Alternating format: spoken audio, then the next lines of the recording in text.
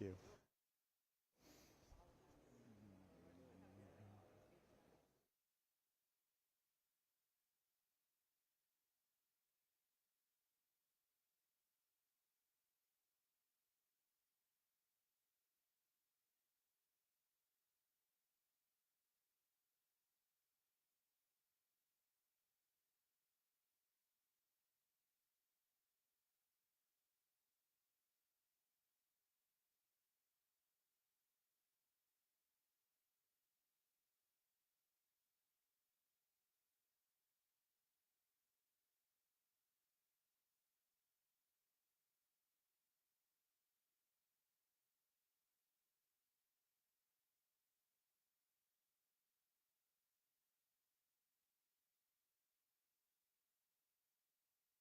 This special program is sponsored by Willamette University.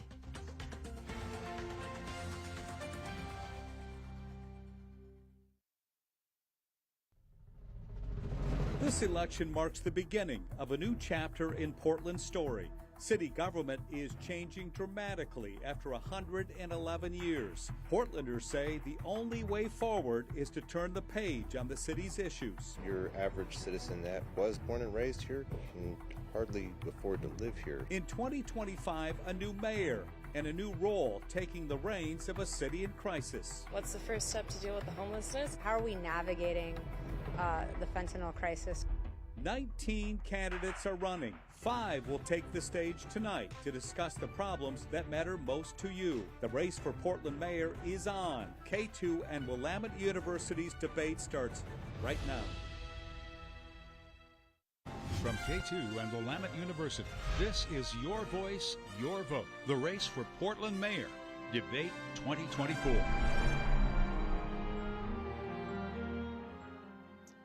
And thank you for joining us for this special edition of KATU News, everybody. I'm Steve Dunn.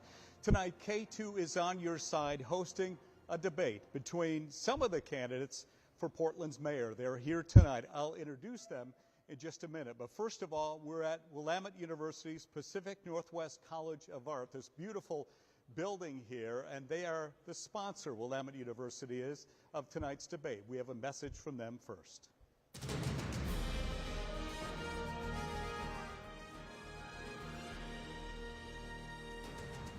I'm Steve Thorsett, president of Willamette University. We are proud to support KATU's Your Voice, Your Vote election coverage. For nearly 2 centuries, Willamette's mission has been to educate leaders for civic society. We believe a healthy democracy depends on thoughtful and ethical leaders in government, and especially on an informed electorate. We're grateful for the discussions and debates KATU brings to our community. Thanks for watching. The rules for the debate will be as follows tonight. There will be no opening statements. The candidates will each have a minute to answer each question. The candidate who answers a question first will have a chance to give a 30-second follow-up statement after the other 4 candidates have responded. I can decide if a follow-up question or rebuttal is needed from a particular candidate.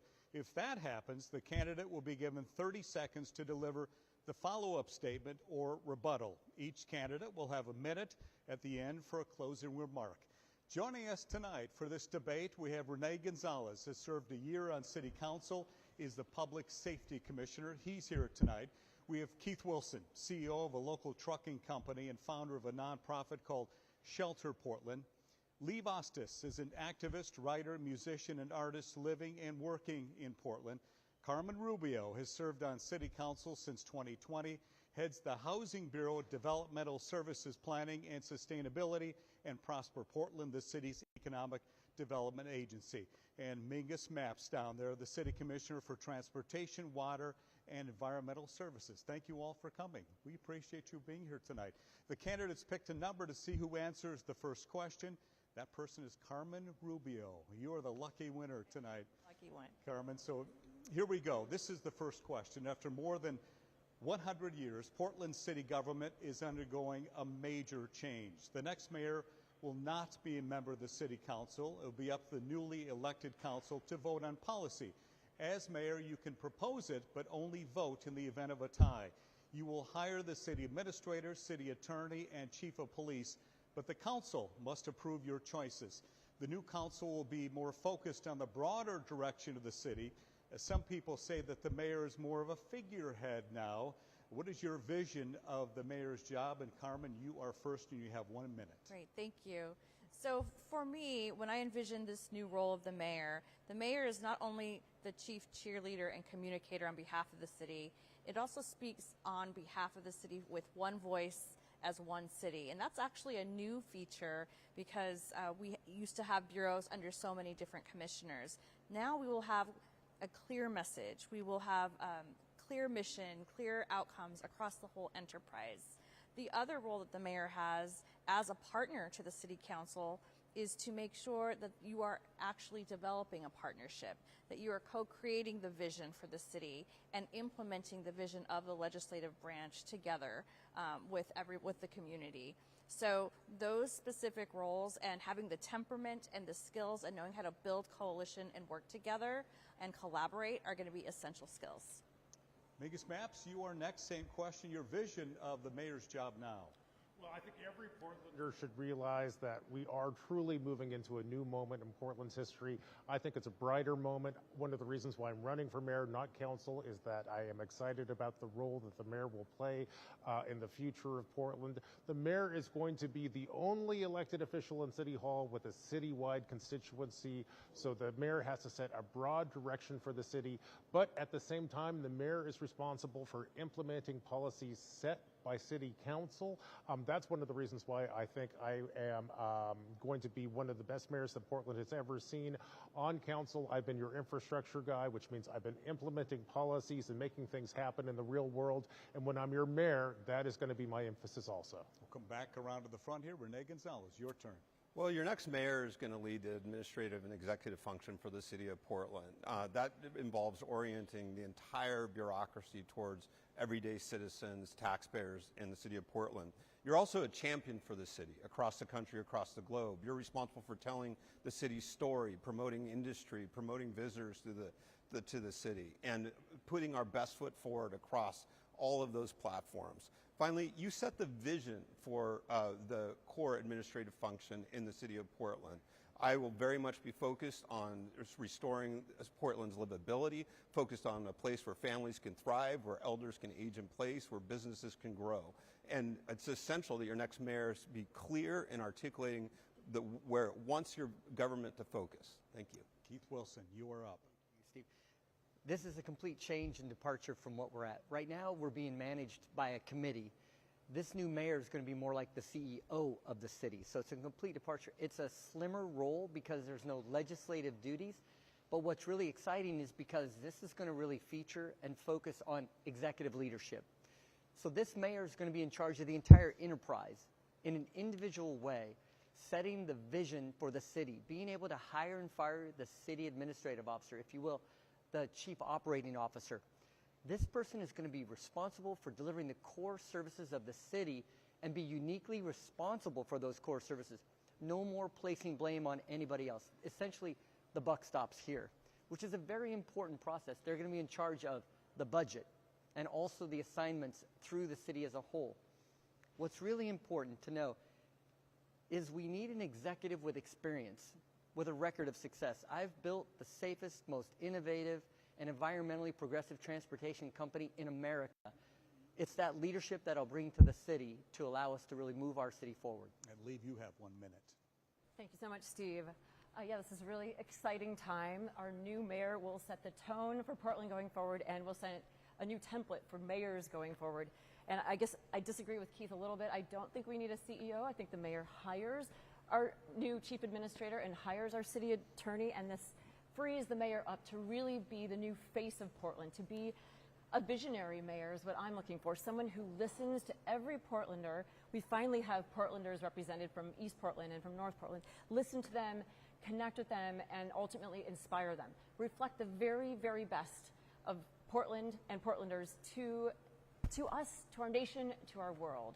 That's why I jumped into the race, because I am particularly well suited to this. I also want to mention what Carmen said about temperament is really important. We're going to need to collaborate with the new council members. It's a 12-person council. Relationships are going to be really important. Thank you. Carmen, because you answered the question first, you have an opportunity for a follow-up if you'd like to take it for 30 seconds. I would, thank you. So I would just like to echo again what my colleague had said about this is creating the blueprints for the next generation in our city. We're at a really pivotal moment where we have a once-in-a-generation opportunity to shape what that culture will be moving forward. And the skills that you need in this next set of years is going to be different than subsequent mayors coming down the road. We're creating that blueprint, and so we need to make sure that it has all the essential skills and capabilities that we want to see in our culture. Next question, we're going to talk about trust. Very important as the mayor of this city when it comes to trust. I've got individual questions for each of you, and you'll have a minute. And Mingus, I'm going to begin with you. Your campaign for mayor has been a quiet one for the most part. Willamette Week reported last month that your mayoral campaign has struggled financially. How do voters know you're really in this to win this? Well, I've been running for mayor longer than any of my other colleagues. One of the reasons why I jumped into this race early is I also have the heaviest workload on city council. Half the city's budget and 95% of the city's assets run through my portfolio. And I'll tell you, about late last year, I had to put my campaign on hold in order to lead yet another campaign. That was the Fixing Our Streets campaign. That's the mechanism that we use to fund PBOT and our other transportation needs.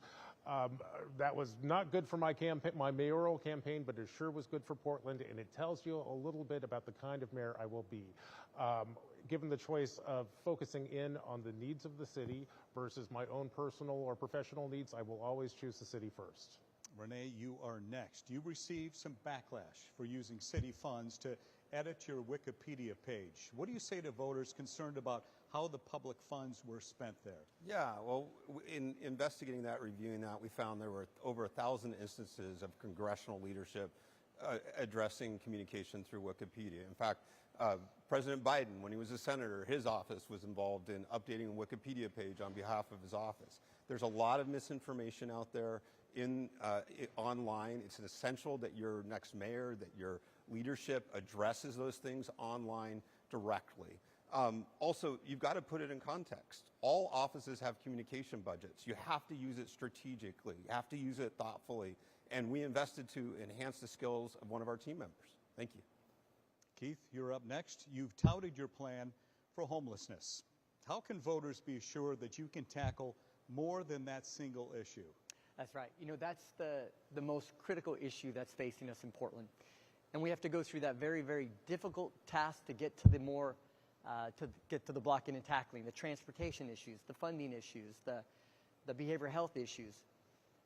I've built a record of success. And again, when you look at my professional experience, I mentioned at the top of the show, my professional experience. But as far as a community leader, I'm vice chair of Word is Bond.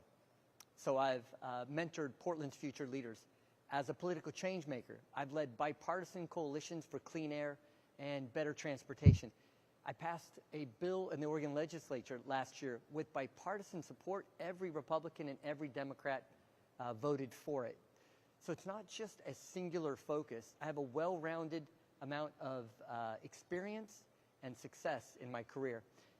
But I do know, and I want to go back to that top, but to put the city back on a course correction, we can't let people live and die on the street. So I have to address that first. Leave, you are next. What do you say to the voters out there who are concerned about your occupation as a stripper and whether you have the work experience to lead a city of this size? Well, of course, I'm not just a stripper. I'm also a writer, a published author, a musician. I've been in many films. I bartend. I would say to the Portland voters that I jumped into this race because I have the skills that I learned at Mary's to really connect to everybody across the aisle, to listen to everybody, and to inspire them as they're walking out the door. At Mary's Club, we see people from every walk of life, and it's our honor to connect and communicate with them. I want new types of leaders going forward.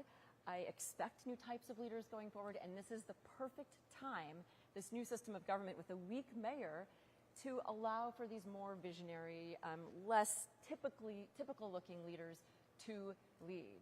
I'm absolutely a leader in my community, and I think, if people dug a little deeper, watch my documentary, watch my TED Talk, read my book, you'll see some of the vastness that I and any stripper encompass. Thank you.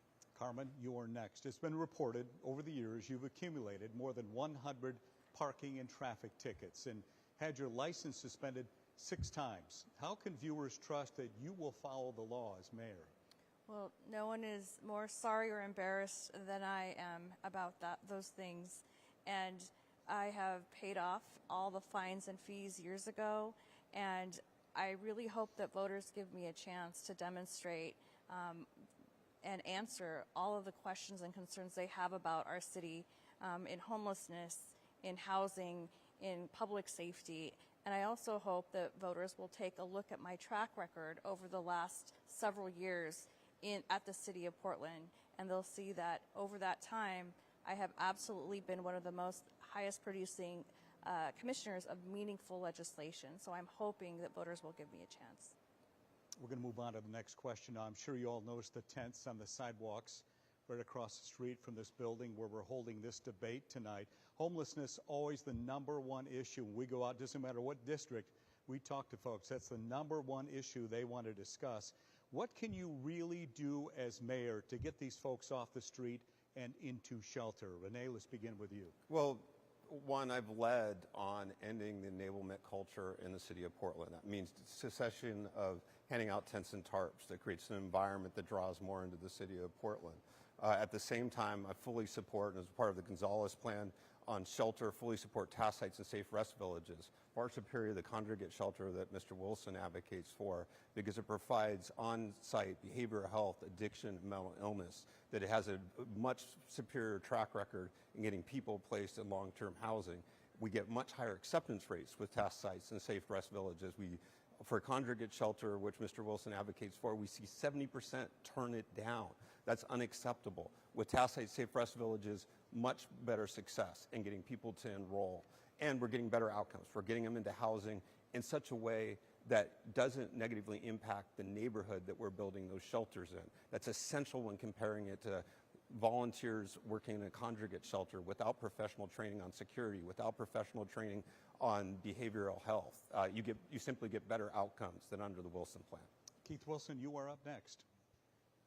So I think the status quo of letting people live on the street and suffer and die is absolutely unacceptable. Steve, you said that there are tents 50 yards from where we're at right now on the gateway on Broadway to our downtown. We have 10 tents with people suffering right this minute as we walk in. We've normalized that. We've got a city that is not taking action, just inaction. And then we have individuals who say, we're going to apply tough love. But tough love without love is just cruelty. I believe we can find a bed for every person in Portland tonight that's not near a school, that's not in a business's doorway, that's not in a tent or an RV. And then and when we do that, we can enforce our community safety laws of no camping or RVs. But if we address the humanitarian crisis first, and we don't talk about the way, we don't just say it's congregate shelter or task sites or SRVs. We use everything at our disposal because this is a humanitarian crisis. When we end that, then we address the behavioral health issues and the addiction issues and the businesses and our suffering economy. Leave, you are next. Thank you. Yeah, it's an absolute imperative for all of us as a society to take care of our most vulnerable. We're not taking care of them now, it's clear. I think each of us